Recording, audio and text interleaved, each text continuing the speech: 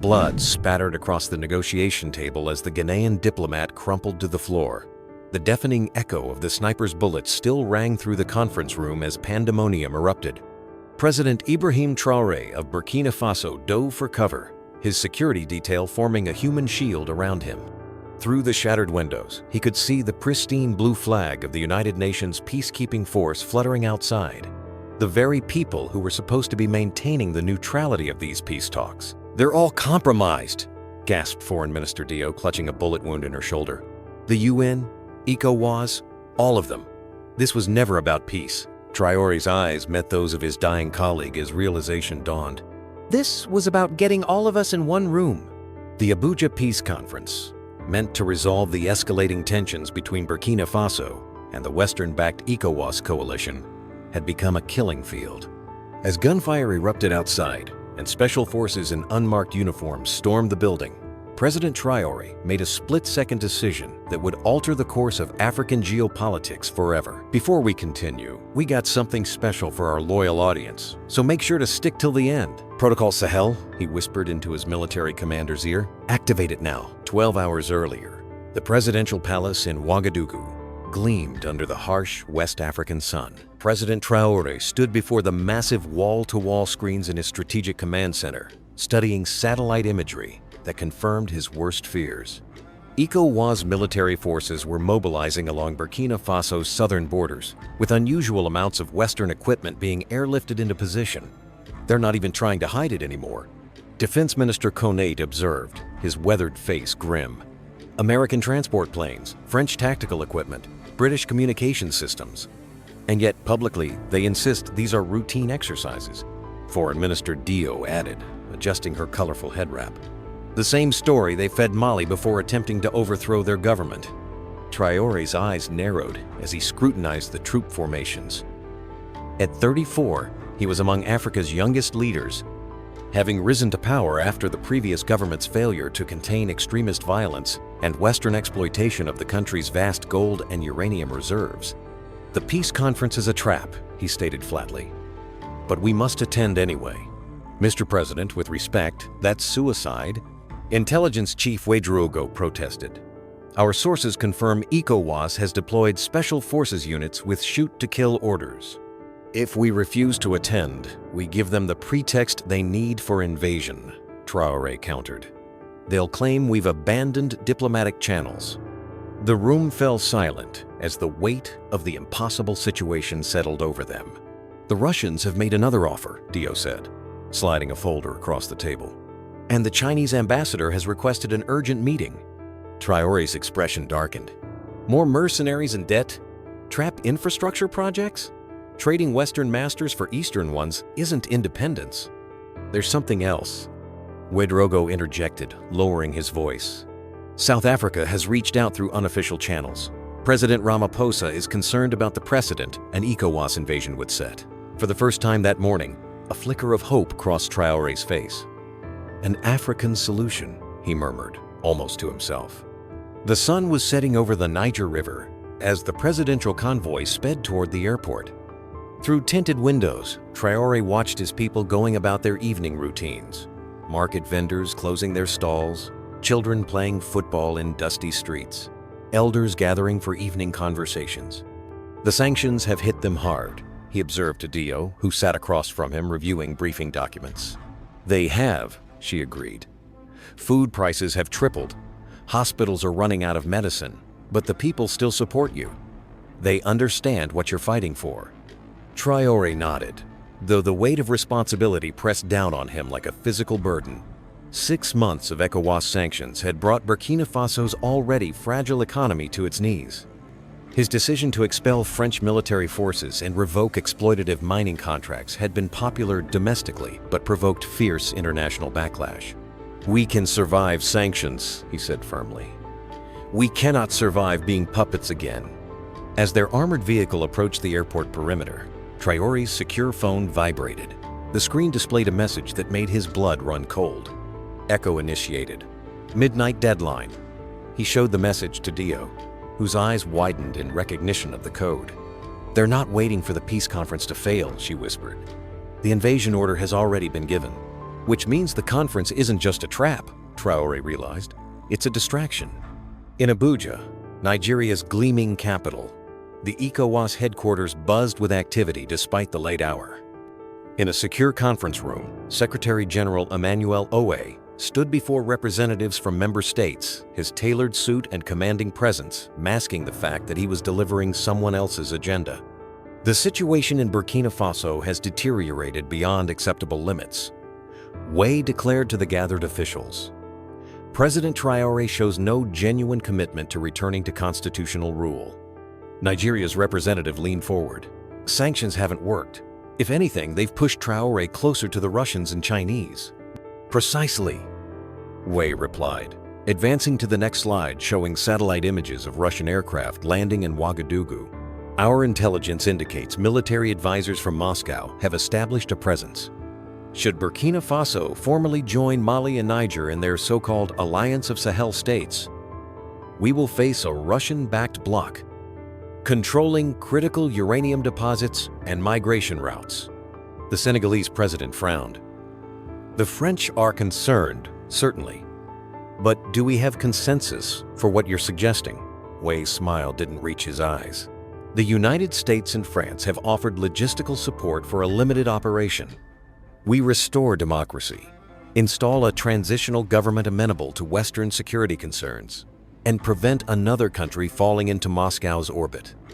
Ghana's representative passed copies of a document around the table. A 72-hour ultimatum. Traoré steps down, accepts ECOWAS peacekeepers, or faces military intervention. This crosses a line, murmured the Togolese delegate. Setting this precedent. The precedent was set when Russia put boots on African soil, Owe interrupted sharply. We either defend our regional sovereignty now or surrender it forever. The vote was taken, 7-4, with 3 abstentions. The ultimatum would be delivered immediately. Meanwhile, thousands of kilometers away in Moscow, President Vladimir Putin studied the reports from West Africa with calculating interest. Traoré is ambitious but naive, he remarked to his defense minister. He believes he can play all sides against each other. He has requested our assistance, the minister replied. The Wagner Group is prepared to deploy within 48 hours. Putin's expression remained impassive. And the mineral concessions he promised in exchange? Some of the richest uranium deposits on the continent, plus gold mines in the north. Send the advisors, Putin decided. But hold the main force until we see how he handles the ECOWAS ultimatum. I don't want our men caught in an American-backed invasion unless the reward justifies the risk. The unmarked cargo plane touched down at Ouagadougou's military airfield under cover of darkness. Defense Minister Konate watched from his armored vehicle as 6 men in civilian clothes disembarked, led by a tall figure with the unmistakable bearing of a career soldier. Colonel Mikhail Petrov. The man introduced himself with a firm handshake. Moscow sends its regards. The presidential compound's secure room had been swept for bugs twice before Petrov opened his laptop, displaying detailed satellite imagery of ECOWAS military formations. They are more serious than we anticipated, Petrov said. Equipment is being moved to staging areas here, here, and here. American transport aircraft delivered communications equipment yesterday. Konate studied the images. And Russia's position. We stand with our African partners against Western imperialism, Petrov replied smoothly. A shipment of anti-aircraft systems can be here within 48 hours. Additionally, we can provide technical advisors, former military with experience in unconventional warfare. Intelligence Chief Udraogo's eyes narrowed. Wagner Group? Let's call them patriotic volunteers, Petrov smiled thinly. President Putin has authorized substantial support packages. At what cost? Udraogo pressed. Petrov's expression remained pleasant. Russia seeks mutually beneficial partnerships. Perhaps we might discuss certain mining concessions when the crisis passes. For now, our priority is your government's survival. After Petrov departed to make arrangements, Udraogo lingered. They want the uranium fields in the north, he said bluntly. The same deposits Western companies have coveted for decades. Konate gazed out at the capital's twinkling lights. Do we have a choice? ECOWAS forces are mobilizing as we speak. There's always a choice, Udraogo replied, but rarely a good one. The question is whether Russian bombs protecting us today become Russian chains tomorrow. The next morning, Foreign Minister Dio was surprised by an unexpected visitor, Lin Wei, Beijing's special envoy for West African affairs. Her diplomatic convoy swept through the guarded gates with unusual urgency. "President Traoré is in Abuja," Dio explained. "That's precisely why I'm here," Lin replied, dispensing with usual protocols. She produced a small digital tablet displaying high-resolution satellite imagery time-stamped just hours earlier. "ECOWAS special forces are already infiltrating across your southern border. The main assault is planned for tomorrow at midnight." Dio studied the images showing troop formations and equipment. "And what does Beijing propose? We can immediately introduce a UN Security Council resolution condemning external interference in your internal affairs. Our veto would block any attempt to legitimize ECOWAS military action." Konate raised an eyebrow. "The diplomatic route hasn't proven effective against Western determination so far." Lin smiled thinly. "This would be accompanied by explicit warnings regarding our economic relationships with participating ECOWAS states. Nigeria, for instance, has received $17 billion in Chinese financing for infrastructure projects that could be reconsidered." "And China's price for this intervention?" Dio asked. "Preferential access to mineral exploration in the Tambao region," Lin replied without hesitation. "Specifically the manganese and rare earth deposits." Later, Dio secured a call with South African President Cyril Ramaphosa. "We need more than monitoring," she pleaded. "ECOWAS forces will cross our borders within hours." "Check your secure channel in 30 minutes, Ramaphosa replied. "My military advisors have developed a proposal that might surprise both Burkina Faso and those pressuring you. Something that changes the entire equation."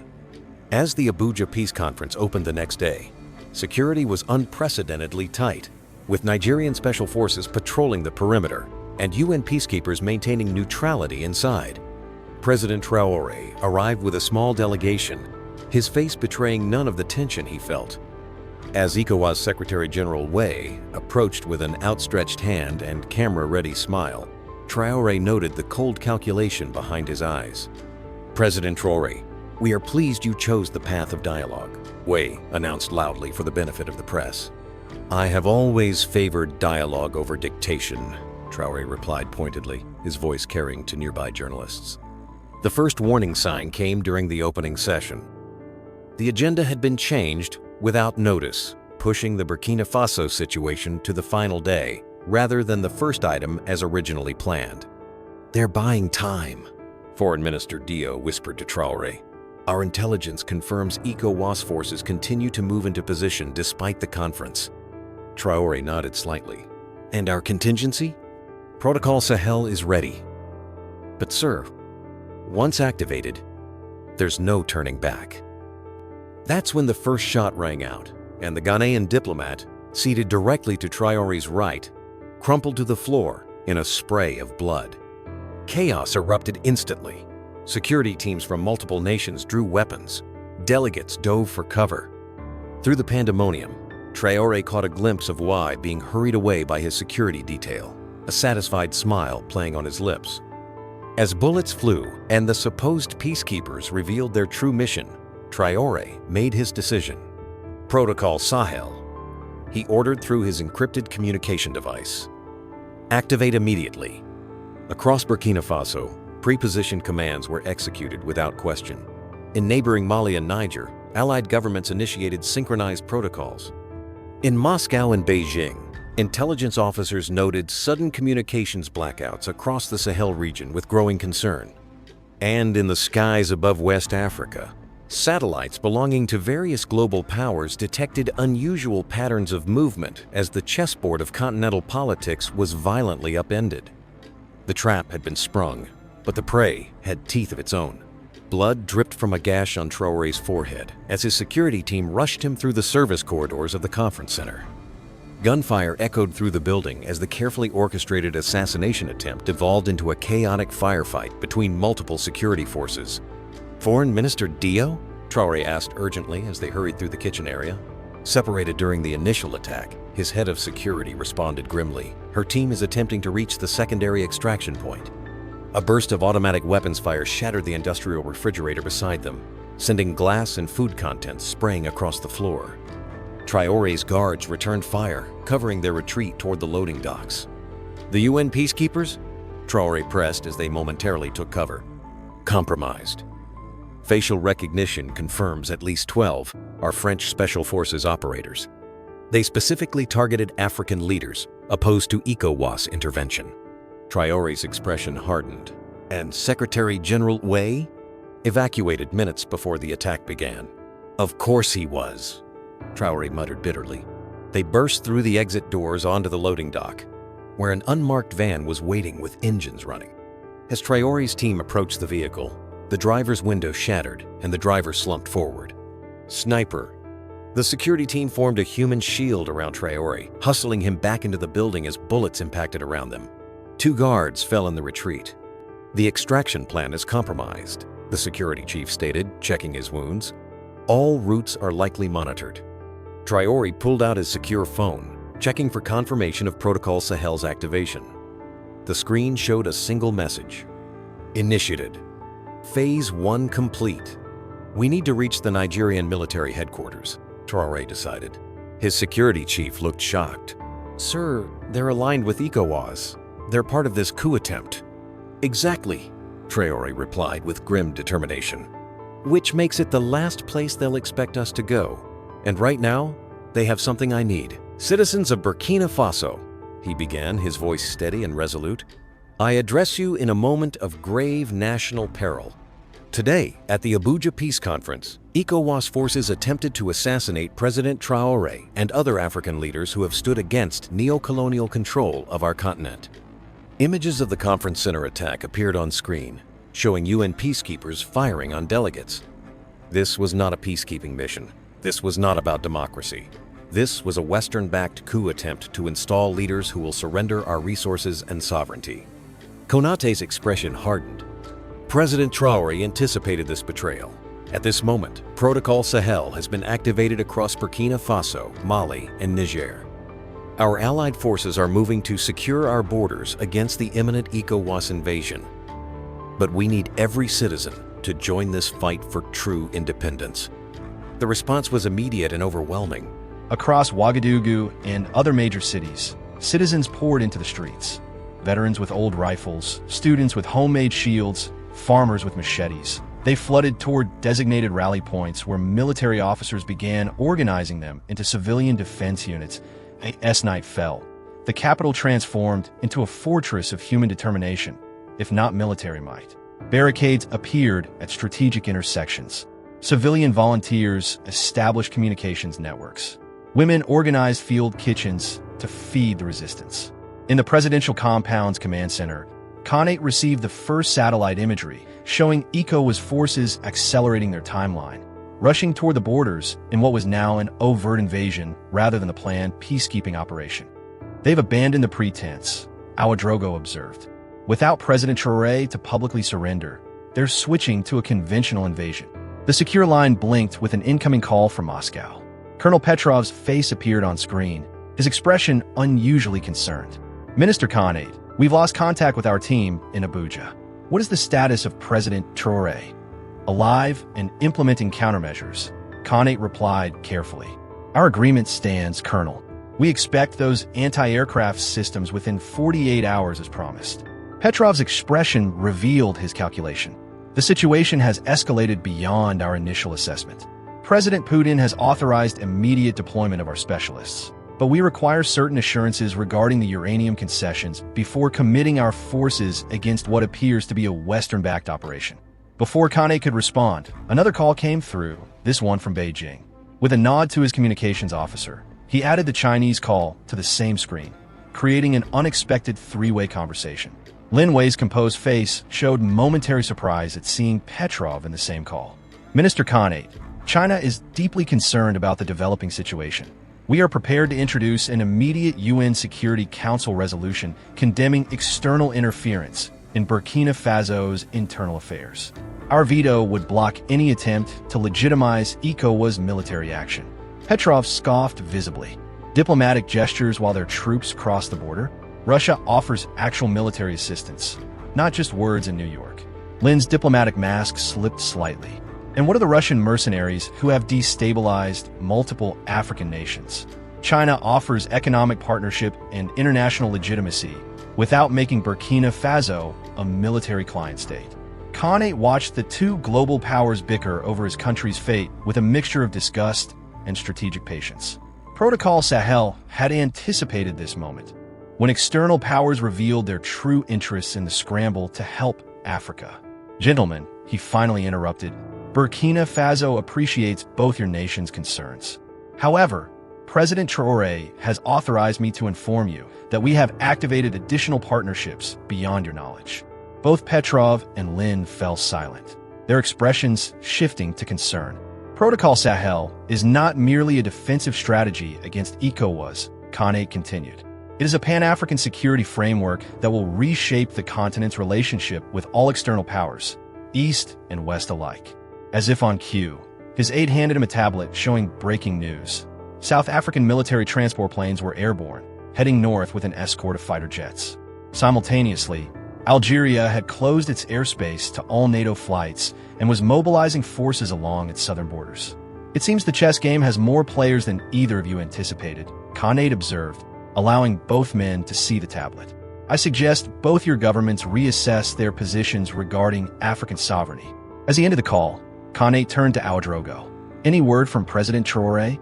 Nothing since the initial Protocol Sahel confirmation, Ouedraogo replied worriedly. Our assets in Abuja report that the entire diplomatic corridor is locked down. Nigerian military forces are conducting building-by-building searches. Khanate stared at the map of West Africa displayed on the command center's main screen, the illuminated troop movements converging on his country's borders like predators circling wounded prey. The president knew this might happen, he said quietly. That's why Phase 2 doesn't require his direct command. Phase 2 has never been tested, Ouedraogo reminded him. The potential for regional conflict. We passed the point of potential conflict when they tried to assassinate our president, Khanate cut him off. Initiate Phase 2. The Situation Room at ECOWAS headquarters in Abuja had transformed from a center of confident planning to a nexus of mounting panic. Secretary General OAE stared at the screens in disbelief as red alert indicators multiplied across the digital map of West Africa. How is this possible? He demanded, slamming his fist on the conference table. You assured me Burkina Faso's military capabilities were thoroughly assessed. The French military attaché, Colonel Dubois, looked equally bewildered. The satellite intelligence was comprehensive. They shouldn't have these resources or this level of coordination. Well, they do. OAE snapped, gesturing at footage showing ECOWAS forces encountering sophisticated drone attacks and precision artillery at multiple border crossings. And now South African transport planes are entering Burkinabe airspace with fighter escorts. A junior intelligence officer burst into the room, his face pale. Sir, we've intercepted a broadcast from Bamako. Mali and Niger have officially announced a mutual defense pact with Burkina Faso effective immediately. They're calling it the Sahel Alliance. OAE sank into his chair. The limited peacekeeping operation was rapidly escalating into a potential regional war. What about Traoré? He asked quietly. Still at large, the intelligence officer replied. The assassination team at the conference center failed. We believe he's somewhere in Abuja, but the search has yielded nothing. Colonel Dubois's secure phone buzzed. His expression darkened as he read the message. Paris is reconsidering its position. They're concerned about South African involvement and potential Russian escalation. They're abandoning us? OAE asked incredulously. Before Dubois could respond, the room's main screens suddenly went dark. When they reactivated seconds later, every monitor displayed the same image. President Ibrahim Traoré, looking directly into the camera. How is this possible? Someone gasped. He's broadcasting on our secure system. Traoré's voice filled the room, calm and resolute. Secretary General OAE, I'm disappointed our peace conference was interrupted by your assassination attempt. Nevertheless, I remain committed to dialogue. The camera pulled back, revealing Traoré's location. Gasps echoed through the Situation Room as they recognized the setting. He was broadcasting from inside Nigeria's military cybersecurity command center, the heart of their operations, supposedly one of the most secure facilities in West Africa. Colonel Petrov offered military training programs with no political conditions, while Lin proposed infrastructure investments based on mutually beneficial terms. Both were accepted, but on Burkina Faso's terms, limited in scope with full transparency requirements. Most significantly, Traoré announced a new transition roadmap towards civilian governance, not on ECOWAS or Western timelines, but through an African-monitored process preserving the core principle of resource sovereignty. As the sun set on this new reality, Traoré stood with Defense Minister Khanate on the presidential palace balcony. "We walk between giants without being crushed," Khanate observed. "Because we found our own strength," Traoré replied. "Not in weapons or wealth, but in unity with those who share our vision of a truly independent Africa." Below them, the capital pulsed with renewed hope. The path ahead remained challenging, but for the first time, it was truly their own. What would you do if global powers tried to erase your country's future overnight? Comment below. Should African nations rely on outsiders or stand united on their own terms? Subscribe now for more real, raw stories that mainstream media won't touch. Like this video if you believe Africa must decide its own destiny. Share this with someone who still thinks independence is just a word. This isn't just a story, it's a turning point. This story was almost buried by mainstream media. Share before they take it down. And for our loyal watchers who stick around to the very end, you guys are legends. Make sure to like and subscribe, but most importantly, drop a heart in the comments so we know you're part of the family. See you in the next one.